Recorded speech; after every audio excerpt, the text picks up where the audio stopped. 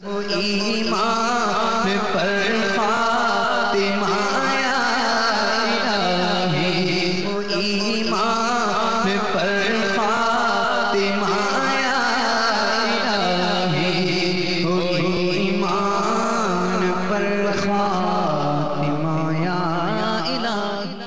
الحمدللہ رب العالمین، الصلاۃ والسلام علی سید المرسلین، اما بعد فاعوذ باللہ من الشیطان الرجیم، بسم اللہ الرحمن الرحیم۔ الصلاۃ والسلام علیک یا رسول اللہ وعلی آلک وصحابک یا حبیب اللہ۔ الصلاۃ والسلام علیک یا نبی اللہ وعلی آلک وصحابک یا نور اللہ۔ نویت سنت الاعتکاف، فرمان مصطفیٰ صلی اللہ تعالی علیہ وآلہ وسلم، نیت المؤمن خیر من عملہ، مسلمان کی نیت اس کے عمل سے بہتر ہے۔ اللہ کی رضا کے لیے، ثواب کے لیے اچھی اچھی نیتیں کر لیں، رضا الہی کے لیے، حصول ثواب کے لیے، علم دین حاصل کرنے کے لیے بیان میں شریک رہوں گا۔ جو باتیں سنوں گا اسے یاد رکھوں گا، عمل کروں گا، دوسروں تک پہنچانے کی کوشش کروں گا۔ حضرت سیدنا فضالہ بن عبید رضی اللہ تعالی عنہ روایت کرتے ہیں کہ اللہ کے پیارے نبی، اللہ کے آخری نبی صلی اللہ تعالی علیہ وآلہ وسلم مسجد میں تشریف فرما تھے۔ ایک آدمی آیا اور اس نے نماز پڑھی۔ نماز پڑھنے کے بعد ان کلمات سے دعا مانگی: اللہم اغفر لی وارحمنی، اے اللہ مجھے بخش دے اور مجھ پر رحم فرما۔ رسول اللہ صلی اللہ علیہ وآلہ وسلم نے ارشاد فرمایا: اجلت ایھا المصلی، اے نمازی تو نے جلدی کی، جب تو نماز پڑھ کر بیٹھے تو پہلے اللہ تعالی کی ایسی حمد کر جو اس کے لائق ہے، اور مجھ پر درود پاک پڑھ، پھر اس کے بعد دعا مانگ۔ راوی کا بیان ہے اس کے بعد ایک اور شخص نے نماز پڑھی، پھر فارغ ہو کر اللہ تعالیٰ کی حمد بیان کی، اور پیارے نبی صلی اللہ علیہ وآلہ وسلم پر درود پاک پڑھا۔ تو ہمارے پیارے نبی صلی اللہ علیہ وآلہ وسلم نے ارشاد فرمایا کہ اے نمازی تو دعا مانگ، قبول کی جائے گی۔ تو اس روایت سے یہ پتہ چلا کہ اگر دعا مانگنے والا قبولیت کا طالب ہے، چاہتا ہے کہ میری دعا قبول ہو جائے، تو اس پر لازم و ضروری ہے کہ دعا کے اول و آخر اللہ کے پیارے نبی صلی اللہ تعالی علیہ وآلہ وسلم پر درود پاک پڑھا کرے۔ صلو علی الحبیب صلی اللہ تعالی علی محمد وعلی آلہ وصحبہ وبارک وسلم۔ انشاءاللہ عز و جل حضور غوث اعظم جیلانی رحمت اللہ تعالی علیہ کی عبادت و ریاضت کے حوالے سے چند مدنی پھول پیش کرنے کی سعادت حاصل کروں گا۔ امیر اہل سنت نے غوث پاک کی سیرت کے حوالے سے 3 رسالے مرتب فرمائے ہیں: سانپ نما جن، اسی طرح جنات کا بادشاہ، اور منع کی لاش۔ بڑے ایمان افروز یہ رسائل ہیں، ضرور پڑھنے چاہیے، بچوں کو بھی پڑھانے چاہیے، کیونکہ امیر اہل سنت آسان الفاظ میں لکھتے ہیں، اور الحمدللہ آپ کا بڑا پیارا انداز ہے۔ تو امیر اہل سنت لکھتے ہیں کہ حضور سیدی غوث پاک رحمت اللہ تعالی علیہ فرماتے ہیں کہ ایک بار میں جامع منصور میں مصروف نماز تھا، ایک سانپ آیا اور اس نے میرے سجدے کی جگہ پہ سر رکھ کر منہ کھول دیا۔ میں نے اسے ہٹا کر سجدہ کیا مگر وہ میری گردن سے لپٹ گیا اور میری ایک آستین میں گھس کر دوسری آستین سے نکلا۔ نماز مکمل کرنے کے بعد جب میں نے سلام پھیرا تو وہ غائب ہو گیا۔ دوسرے روز جب میں اس مسجد میں داخل ہوا تو ایک بڑی بڑی آنکھوں والا آدمی مجھے نظر آیا۔ میں نے اسے دیکھ کر اندازہ لگا لیا کہ یہ شخص انسان نہیں ہے بلکہ جن ہے۔ وہ جن مجھ سے کہنے لگا کہ میں آپ رحمت اللہ تعالی علیہ کو تنگ کرنے والا وہی سانپ ہوں۔ میں نے سانپ کے روپ میں بہت سارے اولیاء اللہ تعالی کو آزمایا ہے مگر آپ جیسا ثابت قدم کسی کو نہیں پایا۔ پھر وہ جن آپ علیہ رحمہ کے دستے حق پرست پر تائب ہو گیا۔ میٹھے میٹھے اسلامی بھائیوں، یہ غوث پاک رحمت اللہ تعالی علیہ کی نماز کا انداز، کہ نماز جسے کہا جاتا ہے کہ خشوع اور خضوع کے ساتھ پڑھے، اس طرح نماز پڑھے کہ اللہ عز و جل کی جانب سے توجہ نہ ہٹے۔ نماز ہم بھی پڑھتے ہیں لیکن اس نماز کو پڑھنے میں ہماری کوئی ایسی توجہ پانے کا ذہن نہیں ہوتا ہے۔ ایک فارملٹی اگر دیکھا جائے نا تو اکثر تو نماز نہیں پڑھتے، جو نماز پڑھتے ہیں وہ نماز کی ایک فارملٹی پوری کرتے ہیں۔ اس نماز کو اگر یہ کہتے ہیں نا پور ہے، خراب ہے، فیئر کریں، فیئر ہے تو گڈ کریں، گڈ کریں تو بیسٹ ہو، ایکسیلنٹ ہو۔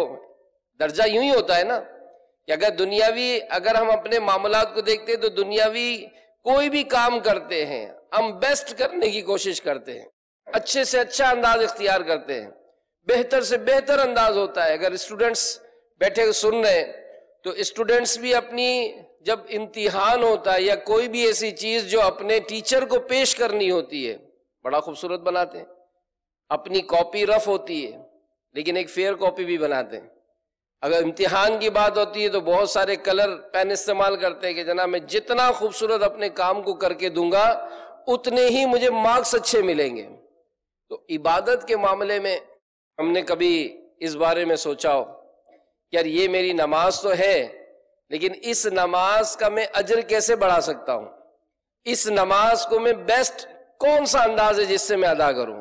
بزرگوں نے اس پر لکھا ہے اور الحمدللہ دعوت اسلامی کے تحت تو فیضان نماز کورس کرایا جاتا ہے تاکہ ہم خشوع اور خضوع توجہ کے ساتھ نماز ادا کرنا سیکھیں۔ اور اس کے طریقے ہیں کہ بعد اگر ہم نماز پڑھتے ہیں تو ہماری توجہ نہیں رہتی تو آخر وہ کون سا انداز اپنائیں کہ ہماری نماز میں توجہ ہو جائے۔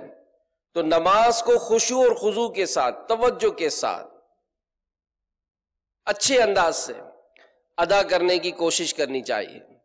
تو ہماری نمازوں کا حال بے حال ہے، رکعتیں یاد نہیں رہتی ہیں، وہ کتنی رکعتیں ہوئیں، سورتیں کون سی پڑھی تھی یہ یاد نہیں ہے۔ اچھا سورت پڑھتے ہیں تو پھر کون سی اہتمام ہونا چاہیے کہ اس وقت کون سی سورت افضل ہے پڑھنا۔ پھر نماز پڑھتے ہیں اگر یہی نماز امامہ پہن کے پڑھیں تو علماء نے لکھا ہے کہ جو امامے کے ساتھ 2 رکعت پڑھتا ہے تو اس کی وہ عمل 10,000 نیکیوں کے برابر ہے۔ نماز جمعہ پڑھنے آئے ہیں امامہ پہن کے پڑھ لیں تو نماز جمعہ کے جو امامے والے ہیں ایک روایت کے مطابق غروب آفتاب تک فرشتے ان کے لیے مغفرت کی دعا کرتے۔ تو انداز ہونا چاہیے کہ جتنا میں بیسٹ انداز سے، کیونکہ جمعے میں اہتمام ہوتا ہے الحمدللہ، کئی لوگوں کے معمولات ہوتے ہیں کہ جمعہ میں اپنا اچھا لباس پہنیں گے، عطر لگائیں گے، غسل کریں گے، اور اچھے اور بہتر سے بہترین ہم انداز اختیار کرنے کی کوشش کریں۔ تو اللہ تعالیٰ غوث پاک کی عبادتوں کا صدقہ ہمیں بھی نصیب فرمائے اور خشوع اور خضوع کے ساتھ نماز پڑھنے کی توفیق عطا فرمائے۔ تو ہمارے غوث پاک رحمت اللہ تعالیٰ علیہ عبادت کے معاملات میں بڑا اہتمام فرماتے تھے۔ شیخ ابو عبداللہ محمد بن ابو الفتح ہروی رحمت اللہ تعالیٰ علیہ فرماتے ہیں کہ میں نے شیخ محی الدین عبد القادر جیلانی حضور غوث پاک رحمت اللہ تعالیٰ علیہ کی 40 سال تک خدمت کی۔ اس مدت میں آپ عشاء کے وضو سے صبح کی نماز پڑھتے تھے اور آپ کا معمول تھا کہ جب بے وضو ہوتے تھے اسی وقت وضو فرما کر 2 رکعت نفل پڑھتے تھے۔ اب الحمدللہ ہمیں غوث پاک سے محبت ہے، 11ویں کا مہینہ آتا ہے تو بڑے اہتمام ہوتے ہیں۔ اب دیکھیں سیرت غوث پاک میں یہ ہم کو ایک پہلو ملا کہ رات کی عبادت، اور ایک خاص کہ آپ جب بھی وضو فرماتے تو 2 رکعت نفل پڑھتے، اور حدیث پاک میں وضو کے بعد 2 رکعت نفل پڑھنے کی فضیلت آئی ہے۔ چنانچہ ایک بار پیارے نبی صلی اللہ علیہ وآلہ وسلم نے حضرت بلال رضی اللہ تعالیٰ عنہ سے ارشاد فرمایا کہ اے بلال کیا سبب ہے؟ میں جنت میں جب گیا تو تم کو آگے آگے جاتے دیکھا۔ عرض کی یا رسول اللہ صلی اللہ علیہ وآلہ وسلم میں جب وضو کرتا ہوں 2 رکعت نفل پڑھ لیتا ہوں۔ فرمایا یہی سبب ہے۔ تو اسی روایت سے معلوم ہوا کہ تحیت الوضو یہ ادا کرنے کی بڑی فضیلت ہے، اور امیر علیہ سنت نے جو 72 مدنی انعامات 72 مدنی انعامات جو ہمیں عطا فرمائے کہ آپ اس پر عمل کریں، اس کے مطابق اپنی لائف گزاریں، نیکیوں بری زندگی گزرے گی۔ تو اس میں ایک یہ بھی ہے کہ روزانہ کم از کم ایک بار کوئی ایسا موقع ہو کہ وضو کے بعد 2 رکعت نفل پڑھے جائیں، اور اسے تحیت الوضو کہا جاتا ہے۔ تو بہرحال میرے میٹھے میٹھے پیارے پیارے اسلامی بھائیوں، ہمارے غوث پاک رحمت اللہ تعالی علیہ عبادت اور ریاضت کا بہت زیادہ اہتمام فرماتے ہیں، قرآن پاک کی تلاوت کثرت سے کیا کرتے ہیں۔ چنانچہ منقول ہے کہ حضور غوث الثقلین رحمت اللہ تعالی علیہ 15 سال تک رات میں ایک قرآن پاک پڑھا کرتے تھے، اور سبحان اللہ کی صدائیں بلند یقیناً ہونی چاہیے، لیکن یہ غور تو کریں کہ یہ 15 سال روزانہ پڑھیں، اور میری عمر اگر 15 سال 25 سال 30 سال 40 سال 50 سال میں نے زندگی میں ایک بار بھی ختم کیا؟ یہ پڑھتے تھے، ان کو لذت ملتی تھی، میری زندگی گزر کے مجھے دیکھ کر پڑھنا بھی نہیں آتا۔ تو ان چیزوں کی فیلنگز تھوڑی مطلب ہونی چاہیے، یار یہ بھی تو ایک زندگی گزاری تھی نا جن سے ہم عقیدت و محبت کرتے ہیں، اور قرآن پاک سے تو یقیناً محبت ہونی ہی چاہیے، ایمان کا تقاضا ہے۔ لیکن اس قرآن کو دیکھ کر بھی پڑھنا نہیں آتا، تو کیا کبھی اس کا بھی کوئی شوق پیدا کرنا، یار میں قرآن پڑھنا سیکھوں؟ الحمدللہ دعوت اسلامی نے اس معاملے میں زبردست سروس دی ہے۔ مساجد میں مدرسۃ المدینہ بالغان لگایا جاتا ہے، بڑی عمر کے جو لوگ ہیں ان کو پڑھایا جاتا ہے۔ دن میں چھوٹے چھوٹے بچوں کو، یعنی 5 سال سے جو زیادہ ہیں سمجھدار ہیں، ان کو مساجد میں مدارس قائم کیے جاتے ہیں، الگ سے بھی مدرسۃ المدینہ قائم ہیں، ان میں قرآن پاک پڑھایا جاتا ہے، بچیوں کو پڑھایا جاتا ہے، خواتین کو پڑھایا جاتا ہے، ان کو ان کے ٹائم پر پڑھایا جاتا ہے۔ یہاں تک کہ اگر آپ کو کوئی ایسی سہولت نہیں ہے تو آپ آن لائن مدرسۃ المدینہ میں داخلہ لے کے قرآن پاک پڑھ لیں۔ الحمدللہ مجلس تاجران کے تحت اسلامی دکانوں میں، فیکٹریوں میں، کارخانوں میں جا جا کر ان کے اپنے ٹائم کی، ان کی اپنی سہولت کے مطابق الحمدللہ قرآن پاک پڑھاتے ہیں۔ اور کئی ایسے عاشقان رسول ہیں کہ جو اپنے ملازمین کو بھی اس طرح کی تعلیم حاصل کرنے کے لیے ذریعہ فراہم کرتے ہیں۔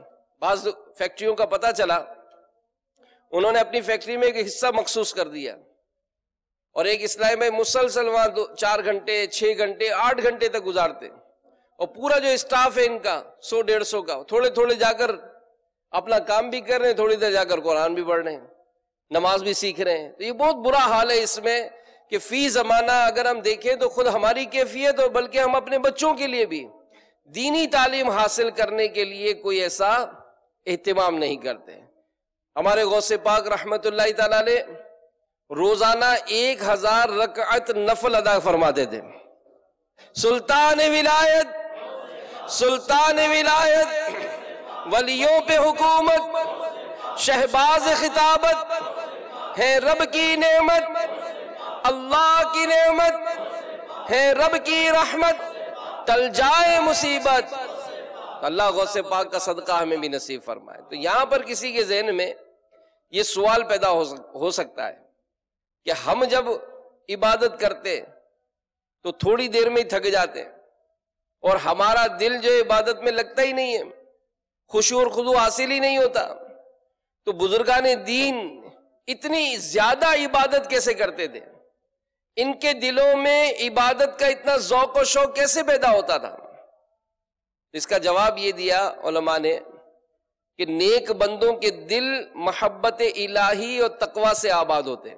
آپ دیکھیں جتنی زیادہ ہمارے دل میں کسی کی ریسپیکٹ ہوگی، ہم اتنا ہی اس کو اہتمام کے ساتھ جو ہے وہ اپنا کوئی بھی معاملہ پیش کرا. گفٹ دینا ہے کسی کو، اب کسی کو گفٹ دینا ہے تو وہ ایسے اٹھا کے دے دیا، کسی کو لفافے میں ڈال کے دیا، کسی کو باکس میں ڈال کے دیا، کسی کو باکس کے اوپر بھی کور چڑھا کر دیا، پھر کسی کو باکس کے اوپر کور چڑھایا اور بہترین سا شاپر بھی لے کر دیا. تو جیسا جس کا درجہ ہمارے سامنے ہوتا ہے ہم ایسا ہی اہتمام کرتے ہیں. کسی نے بلایا تو ہم ایسے منہ اٹھا کے چلے گئے، لیکن کسی کے یہاں جاتے ہیں تو ویل ڈریس ہو جاتے ہیں، اپنے آپ کو سیٹ کرتے ہیں کہ نہیں جناب اس کے بارے میں اس کے پاس جانا ہے تو میرے جانے کا اہتمام کیا ہے. تو دنیاوی طور پر یہ کیٹیگری ہے ہمارے پاس. اب ہم اللہ کی عبادت کی طرف اگر اپنا محاسبہ کریں، غور کریں تو اس کے بارے میں ہمارا کیا اہتمام ہے. ہماری نماز ہو رہی ہے، آستین یہاں چڑھی ہوئی ہیں، اور مسجد میں جو عام طور پہ ٹوپیاں پہنی جاتی ہیں، امیر حسن فرماتے ہیں کہ ٹوپی یہ والی آپ پہنتے ہیں، کیا کسی اور جگہ یہ ٹوپی پہن کے جاتے ہیں؟ بلکہ ایسا عجیب منظر ہوتا ہے کہ جب مسجد کی ٹوپی پہن کے کوئی باہر نکلتا ہے تو آواز ہے مسجد کی ٹوپی پہن کے جا رہا ہے، تو فوراً وہ اتار لیتا ہے.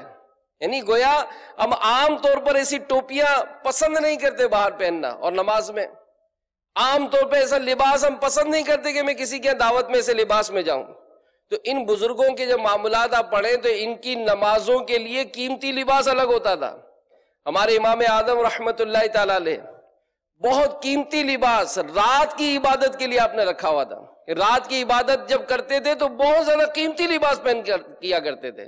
جب نماز کا اہتمام ہوتا تھا خوشبو کا اہتمام ہوتا تھا، بہت زیادہ آپ کی انداز ہوتا تھا. تو اللہ کے نیک بندوں کے دلوں میں اللہ کی محبت، تقوی، یہ اس سے آباد ہوتا تھا. یہ اپنے دلوں سے دنیا کی محبت نکال دیتے تھے.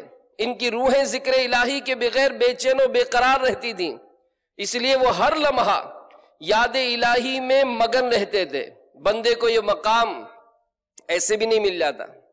سخت محنت، ریاضت، آزمائشیں، امتحانات سے گزرنے کے بعد یہ مقام حاصل ہوتے ہیں. اور ہمارے غوث پاک رحمت اللہ تعالی علیہ، اللہ کی ان پر رحمتیں ہوں اور ان کے صدقے ہماری بے حساب مغفرت ہو. بہجت الاسرار شریف میں ہے کہ سرکار بغداد حضور غوث پاک رحمت اللہ تعالی علیہ فرماتے ہیں کہ میں کرخ کے جنگلوں میں برسوں رہا ہوں، درخت کے پتوں اور بوٹیوں پر میرا گزارا ہوتا تھا. مجھے پہننے کے لیے ہر سال ایک شخص صوف یعنی اون کا ایک جبہ لا کر دیتا تھا جس کو میں پہنا کرتا تھا. میں نے دنیا کی محبت سے نجات حاصل کرنے کے لیے ہزار جتن کیے، میں گمنام رہا. میری خاموشی کے سبب لوگ مجھے گونگا، نادان اور دیوانہ کہتے تھے. میں کانٹوں پر ننگے پاؤں چلتا، خوفناک غاروں، بھیانک وادیوں میں بے جھجک داخل ہو جاتا. دنیا بند سور کر میرے سامنے آتی، مگر الحمدللہ میں اس کی طرف توجہ نہ کرتا تھا. میرا نفس کبھی میرے آگے عاجزی کرتا کہ آپ کی جو مرضی ہوگی وہی کروں گا. کبھی مجھ سے لڑتا، اللہ مجھے فتح نصیب فرماتا. میں مدتوں مدائن کے بیابانوں میں رہا، اپنے نفس کو مجاہدات میں لگاتا رہا. 1 سال تک گری پڑی چیزیں کھاتا، پانی نہیں پیتا تھا. 1 سال صرف پانی پہ گزارتا، گری پڑی چیز کوئی غذا نہیں کھاتا. پھر 1 سال بغیر کچھ کھائے پیے فاقے سے گزارتا. مجھ پر سخت آزمائشیں آتی. ایک بار سخت سردی میں رات میں میرے ساتھ یوں امتحان ہوا کہ بار بار میری آنکھ لگ جاتی اور مجھ پر غسل فرض ہو جاتا. میں فوراً نہر پر آتا، غسل کرتا. ایک رات میں نے 40 مرتبہ غسل کیا سخت سردی میں. تو یہ امتحانات. اور حضرت علامہ شعرانی رحمت اللہ تعالی علیہ طبقات کبریٰ میں حضور غوث پاک رحمت اللہ تعالی علیہ کا یہ ارشاد گرامی نقل کرتے ہیں کہ ابتداً مجھ پر بہت سختیاں رکھی گئیں. جب سختیاں انتہا کو پہنچ گئیں میں عاجز آ کر زمین پر لیٹ گیا. میری زبان پر قرآن پاک کی یہ 2 آیات مبارکہ جاری ہو گئیں، فَإِنَّ مَعَ الْعُسْرِ يُسْرًا إِنَّ مَعَ الْعُسْرِ يُسْرًا. ترجمہ کنز ایمان. تو بے شک دشواری کے ساتھ آسانی ہے، بے شک دشواری کے ساتھ آسانی ہے. الحمدللہ ان آیات کی برکت سے وہ تمام سختیاں مجھ سے دور ہو گئیں.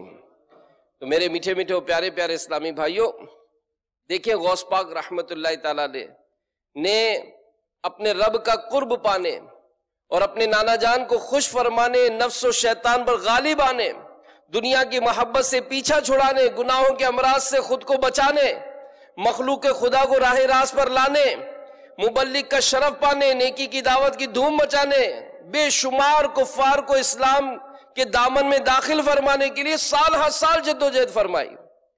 تو ہم غوث پاک کی طرح مجاہدات نہیں کر سکتے، لیکن کچھ نہ کچھ تو اپنا بھی بیلنس کرے نا، کوئی نہ کوئی سسٹم اپنا بھی تو ہونا چاہیے نا، کوئی نہ کوئی چیکنگ ہماری بھی تو ہونی چاہیے نا۔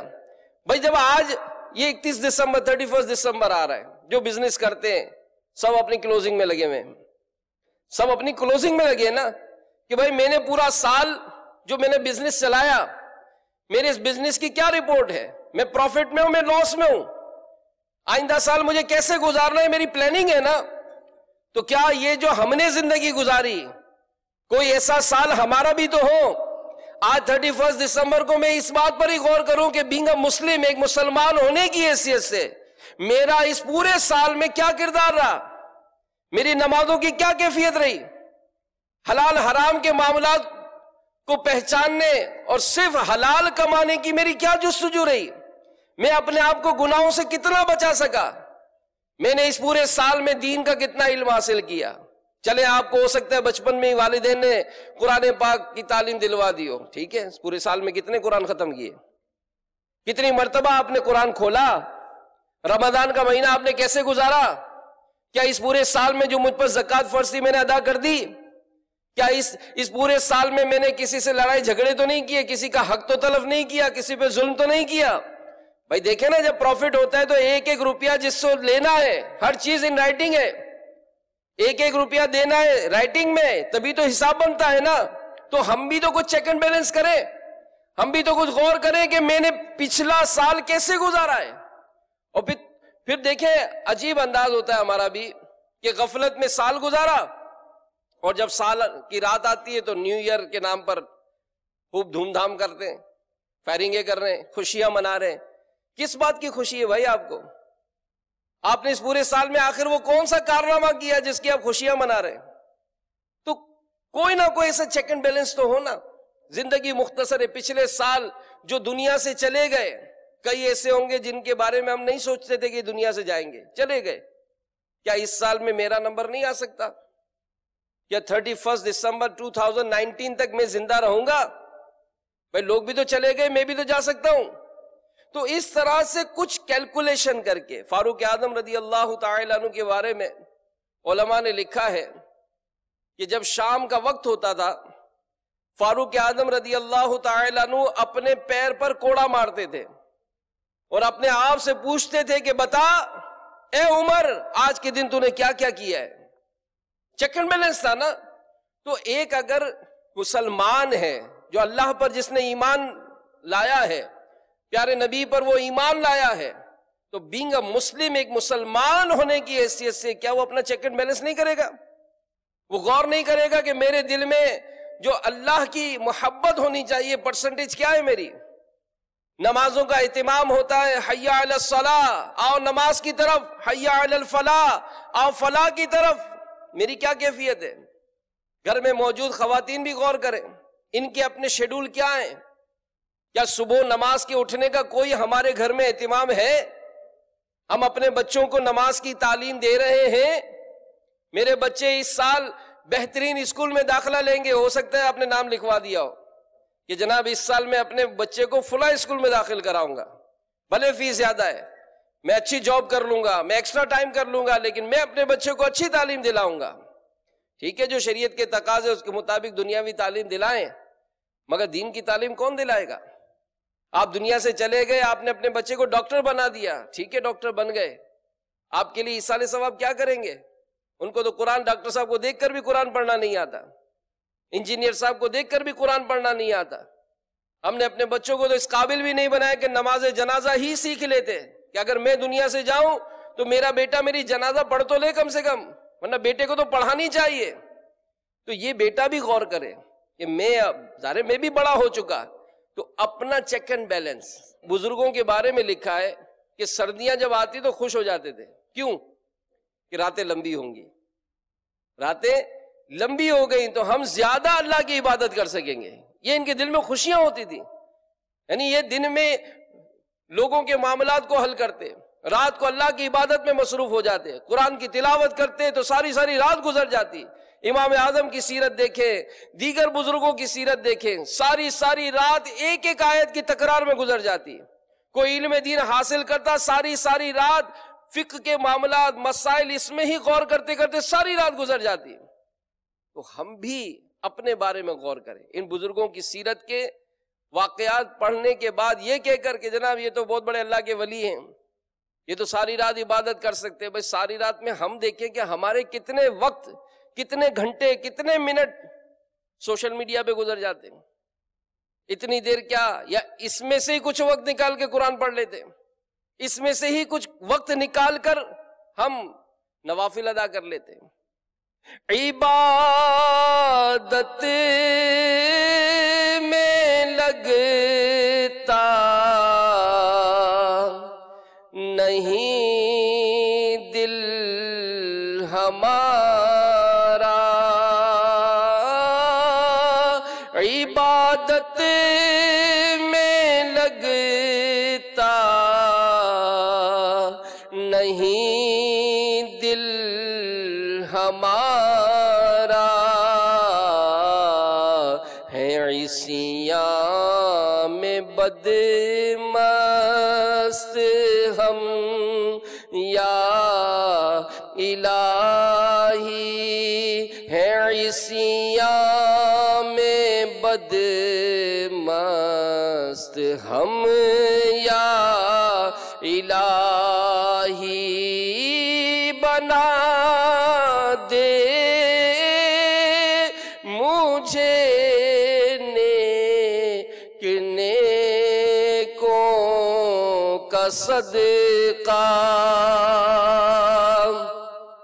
بنا دے مجھے نیک نیکوں کا صدقہ, گناہوں سے ہر دم بچایا الہی, گناہوں سے ہر دم بچایا الہی. اللہ تعالیٰ سرکار بغداد حضور غوث پاک رحمت اللہ تعالیٰ علیہ کہ عبادت اور ریاضتوں کے صدقے ہمیں بھی عبادت کی لذت نصیب فرمائے. تو میرے میٹھے میٹھے اور پیارے پیارے اسلامی بھائیوں, غوث پاک رحمت اللہ تعالیٰ علیہ کی سیرت میں اور کئی واقعات ہیں کہ اللہ تعالیٰ نے ان کو مصیبتوں میں, آزمائشوں میں مبتلا فرمایا, اور لیکن سرکار بغداد رحمت اللہ تعالیٰ علیہ نے صبر کیا. تو جو اللہ عز و جل اپنے بندوں پر مصیبتیں نازل فرما کر ان کی آزمائش فرماتا ہے کہ اگر وہ ان پر صبر کریں تو یہ مصیبتیں ان کے درجات کی بلندی کا سبب بن جائیں. ابو ہریرہ رضی اللہ تعالیٰ عنہ فرماتے ہیں کہ اللہ کے آخری نبی صلی اللہ علیہ وآلہ وسلم نے ارشاد فرمایا کہ اللہ عز و جل جس کے ساتھ بھلائی کا ارادہ فرماتا ہے اسے مصیبت میں مبتلا فرماتا ہے. تو جو بعض اوقات بیماری, پریشانی, کاروباری تنگی, کوئی بھی ایسا معاملہ آزمائش میں ہو تو اس وقت بھی بندے کو شکوہ شکایت نہیں کرنی چاہیے کہ زباں پر شکوائے رنجو علم لایا نہیں کرتے, نبی کے نام لیوا غم سے گھبرایا نہیں کرتے. تو ہمارے پیارے نبی صلی اللہ تعالی علیہ وآلہ وسلم کا فرمان ہے جب بندے کا اللہ کے ہاں کوئی مرتبہ مقرر ہو اور وہ اس مرتبے تک کسی عمل سے نہ پہنچ سکے تو اللہ عز و جل اسے جسم, مال یا اولاد کی آزمائش میں مبتلا فرماتا ہے, پھر اسے ان تکالیف پر صبر کی توفیق عطا فرماتا ہے یہاں تک کہ وہ اللہ کے ہاں اپنے مقرر درجے تک پہنچ جاتا ہے. بڑی پیاری بات کتابوں میں لکھی ہے کہ محمود بادشاہ یہ اپنے غلام ایاز سے بڑی محبت فرماتے تھے. ایک مرتبہ دربار سجا ہوا تھا, محمود بادشاہ نے کے سامنے کچھ سبزیاں رکھی تھیں. آپ نے وہ کھیرا، ککڑی یہ اٹھائی اور اس میں سے ایک ٹکڑا کاٹ کر اپنے چہیتے غلام ایاز کو دی. ایاز نے لی اور مزے سے کھا گیا. وہ بادشاہ نے ایک اور ٹکڑا کاٹا اور دی. بادشاہ کاٹتے گئے، وہ کھاتے گئے. جب آخری ٹکڑا ہاتھ میں تھا تو بادشاہ نے وہ اپنے منہ میں ڈالا. اب جیسے ہی منہ میں ڈالا تو وہ کڑوی تھی. فوراً منہ سے باہر نکالا اور ایاز سے پوچھا کہ ایاز، یہ ککڑی اتنی کڑوی اور تم اتنے مزے لے لے کر کھا رہے ہو، تمہیں اس کی کرواہٹ کا احساس نہیں ہو رہا ہے؟ تو ایاز مسکرا کر کہنے لگے کہ بادشاہ سلامت، احساس تو ہو رہا ہے، پھر تم نے اظہار کیوں نہیں کیا؟ تو کہا ان ہاتھوں سے ہمیشہ میٹھا میٹھا کھایا ہے، ان ہاتھوں سے ہمیشہ میٹھا میٹھا کھایا ہے. آج اگر انہی ہاتھوں سے کڑوا آیا تو یہ میرے ضمیر نے گوارا نہ کیا کہ میں شکوہ کیسے کروں. ان ہاتھوں نے ہمیشہ میٹھا کھلایا ہے، آج اگر کڑوا بھی آیا تو یہ دیکھا کہ آیا کن ہاتھوں سے ہے. تو رب تعالیٰ اگر بندے کو آزماتا ہے، اس پر بھی اگر بندہ صبر کرتا ہے تو اس کے بدلے میں بھی اس کے درجات کو بلند فرماتا ہے. تو یہ بزرگوں کی زندگی کا، سیرت کا یہ بھی بڑا پیارا پہلو ہے کہ آپ اگر مصیبت میں مبتلا کیے جاتے تو میرے میٹھے میٹھے اسلام بھائیوں وہ صبر کرتے. تو یہ بھی ایک اصول علماء نے لکھا ہے. مولا علی مشکل کشا کرم اللہ تعالی وجہ الکریم کا قول ہے، میں تم کو اللہ عز و جل کی کتاب میں سب سے افضل آیت کی خبر دیتا ہوں جو ہمیں رسول اللہ صلی اللہ علیہ وآلہ وسلم نے بتائی ہے. وَمَا أَصَابَكُم مِّن مُّصِيبَةٍ فَبِمَا كَسَبَتْ أَيْدِيكُمْ وَيَعْفُو عَن كَثِيرٍ، اور تمہیں جو مصیبت پہنچی وہ اس کے سبب سے ہے جو تمہارے ہاتھوں نے کمایا، اور بہت کچھ تو معاف فرما دیتا ہے.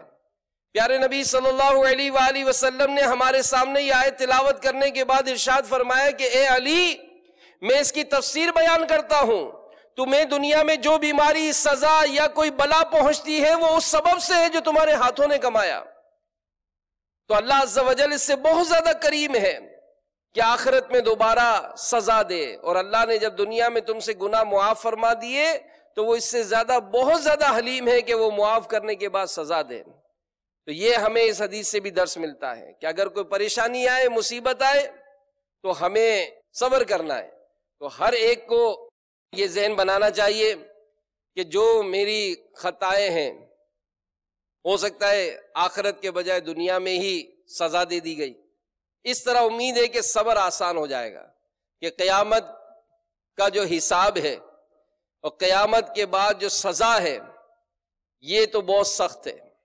دنیا کی سزا انتہائی آسان ہے، دنیا کی مصیبت آدمی برداشت کر ہی لیتا ہے، مگر آخرت کی مصیبت برداشت کرنا ممکن نہیں ہے. تو لہذا جب کبھی کوئی آفت آ جائے، مصیبت آ جائے، تو بڑی پیاری بات ہے کہ مصیبت چند دن کے لیے ہوتی ہے، چلی جاتی ہے. مصیبت پر اگر صبر کیا جائے تو وقت بالآخری آزمائش والا گزر ہی جاتا ہے. لیکن میرے میٹھے میٹھے و پیارے پیارے اسلامی بھائیوں، ہمارے غوث پاک رحمت اللہ تعالی علیہ، آپ کی عبادت کا معاملہ ہم نے دیکھا کہ آپ اس قدر عبادت کرتے. علماء نے لکھا ہے کہ آپ شب بیداری کی آپ کی کیفیت تھی کہ 40 سال تک عشاء کے وضو سے صبح کی نماز پڑھتے رہے. 15 برس تک یہ حال رہا کہ عشاء کی نماز کے بعد ایک پاؤں پر کھڑے ہو جاتے اور قرآن پاک پڑھتے پڑھتے صبح کر دیتے تھے. اکثر 1/3 رات میں 2 رکعت نفل ادا کرتے، ہر رکعت میں سورۃ الرحمن یا سورہ مزمل کی تلاوت کرتے. اگر سورہ اخلاص پڑھتے تو اس کی تعداد 100 بار سے کم نہ ہوتی. اگر رات کو کچھ سونا ہوتا تو تھوڑی دیر سوتے، پھر اٹھ کر عبادت میں مشغول ہو جاتے. اب اس قدر عبادت کرنے کے بعد آپ کی کیفیت کیا تھی کہ علماء نے لکھا ہے کہ ایک مرتبہ چند لوگ یہ طواف خانہ کعبہ میں مصروف تھے. شیخ شرف الدین سعدی شیرازی فرماتے ہیں کہ شیخ عبد القادر جیلانی حضور سیدی غوث پاک کو حرم کعبہ میں دیکھا گیا کہ کنکریوں پر سر رکھے بارگاہ رب العزت میں عرض گزار ہیں، اے خداوند کریم مجھے بخش دے اور اگر میں سزا کا حقدار ہوں تو بروز قیامت مجھے اندھا اٹھانا تاکہ نیکوکار لوگوں کے سامنے شرمندہ نہ ہوں۔ تو میرے میٹھے میٹھے اور پیارے پیارے اسلامی بھائیوں، رات دن عبادت میں مصروف رہنے کے بعد بھی فرما رہے ہیں کہ یا اللہ اگر میں تیری بارگاہ میں سزا کا حقدار ہوں تو روز قیامت مجھے اندھا اٹھانا تاکہ اہل محشر کے سامنے شرمندہ ہونے سے بچ جاؤں۔ تو یہاں غور فرمائیں اور سوچیں کہ یہ اللہ والے عبادت بھی کرتے اور عبادت کر کے رب تعالیٰ کی بارگاہ میں آنسو بہایا کرتے تھے، رویا کرتے تھے، مناجات کرتے کہ یا اللہ ہمیں قیامت کی شرمندگی سے بچا لے۔ آج بنتا ہوں معزز جو کھلے حشر میں عیب، ہائے رسوائی کی آفت میں پھنسوں گا یا رب، تو نے دنیا میں بھی عیبوں کو چھپایا یا خدا، حشر میں بھی لاج رکھنا تو خدا ستار ہے۔ تو میرے میٹھے میٹھے پیارے پیارے اسلامی بھائیوں، مدنی چینل کے ناظرین، یہ جو خوف خدا کے سبب جو آنسو بہانا ہے نا، یہ بھی بس نصیب اور مقدر کی بات ہے کہ یہ بھی اللہ تعالیٰ جسے عطا فرمائے۔ اور اس کے بارے میں کیا خوب بات لکھی ہے حضرت سیدنا ابو سلیمان دارانی رحمت اللہ تعالیٰ علیہ کے حوالے سے۔ آپ فرماتے کہ ایک رات میں عبادت گاہ میں کھڑا اپنے وظائف مکمل کر رہا تھا، مجھ پر نیند کا غلبہ طاری ہوا، میں بیٹھ گیا اور بیٹھے بیٹھے میری آنکھ لگ گئی۔ میں نے خواب میں ایک نہایت خوبصورت حور کو دیکھا جس کے رخساروں سے نور کی کرنیں پھوٹ رہی تھیں۔ میں اس حسن و جمال کو دیکھ کر دنگ رہ گیا۔ اتنے میں اس نے مجھے اپنے پاؤں سے ہلکی سی ٹھوکر لگائی، کہنے لگی بڑے افسوس کی بات ہے، میں جنت میں تیرے لیے بنی سنوری بیٹھی ہوں اور تم سو رہے ہو۔ یہ سن کر میں اسی وقت نظر مان لی کہ آئندہ کبھی سوؤں گا نہیں۔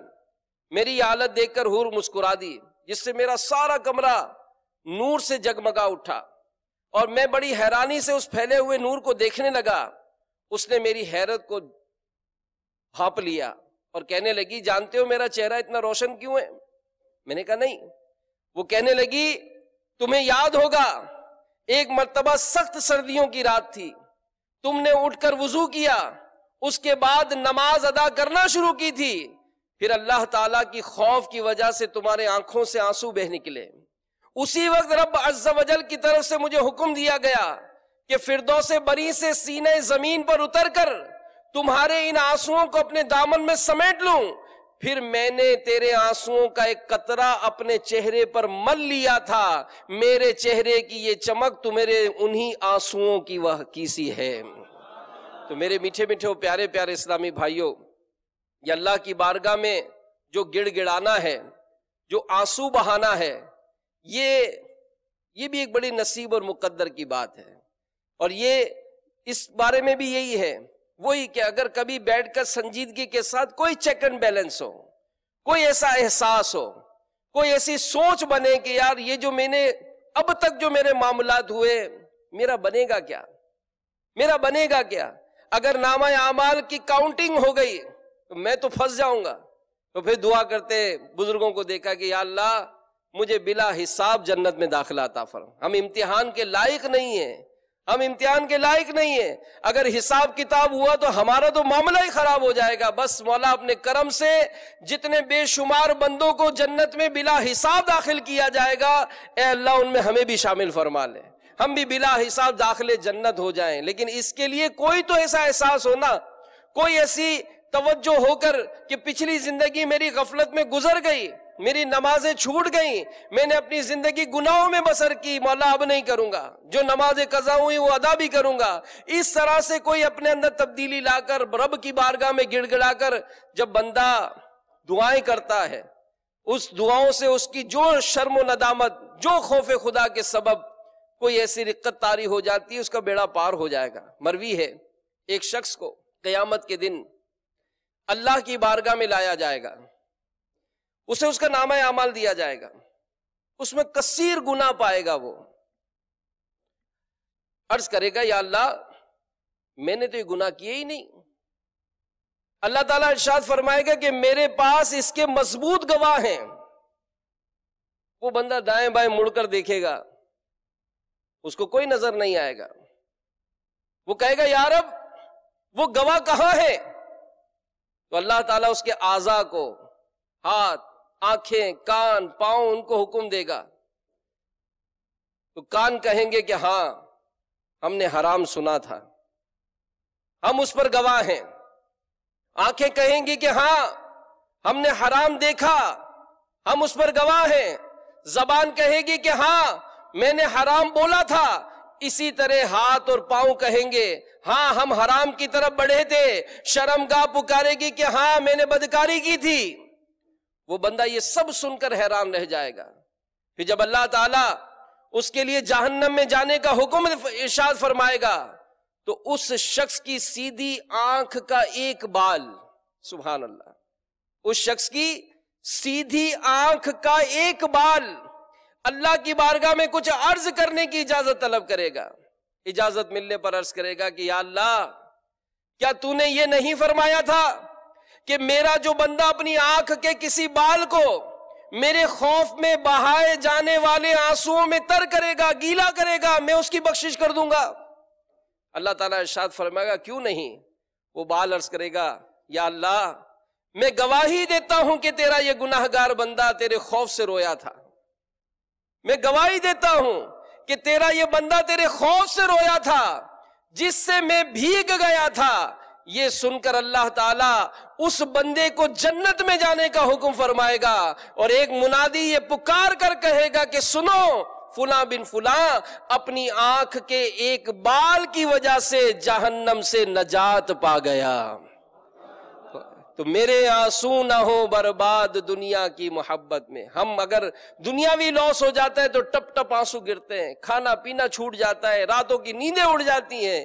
ارے نامہ اعمال کے بارے میں غور و فکر کر کے بھی تو کبھی روئے نا، احساس تو کرے نا کہ زندگی یوں ہی غفلت میں گزار دی، ہمارا کیا بنے گا. اللہ تعالیٰ دنیا اور آخرت کی ذلت اور رسوائی سے ہمیں بچائے. اور ہم نے جو غلطیاں کی ہیں، غفلتیں کی ہیں، سستیاں کی ہیں، رب تعالیٰ غوث پاک کے صدقے ہماری خطاؤں کو معاف فرمائے. بقیہ جو ہماری زندگی ہے اللہ تعالیٰ عبادت میں گزارنے کی توفیق عطا فرمائے. آمین بجاہ نبی الامین صلی اللہ علیہ وسلم. ایمان پر